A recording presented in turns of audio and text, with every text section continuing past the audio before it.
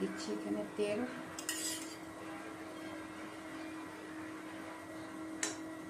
দিয়ে দেবো এখানে পেঁয়াজ কুচি,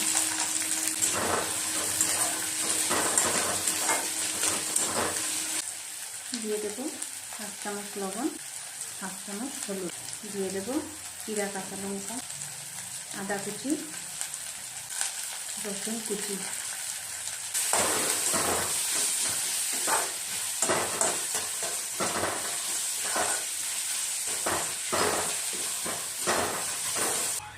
দিয়ে দেবো খুব সামান্য 2-3টা চিনি, দিয়ে দেবো একটু লঙ্কার, দিয়ে দিচ্ছি এবার এই যে মাছের তেলটা।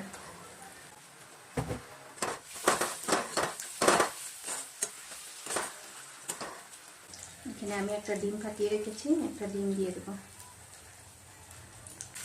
এইভাবে মাছের তেল কারা কারা রান্না করে খেয়েছেন আমাকে কমেন্টে জানাবেন।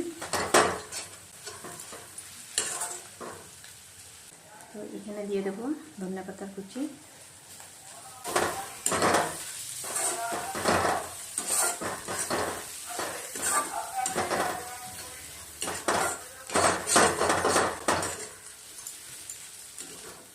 খুব সুন্দর হয়েছে। যদি আমার এই রেসিপিটা আপনাদের ভালো লেগে থাকে তো অবশ্যই একটা লাইক করবেন, কমেন্ট করবেন আর শেয়ার করতে ভুলবেন না। আর আমাকে ফেসবুক আর ইনস্টাগ্রামে কিন্তু ফলো করতে ভুলবেন না। তো দেখা হচ্ছে আপনাদের সাথে নেক্সট ভিডিওতে। টাটা।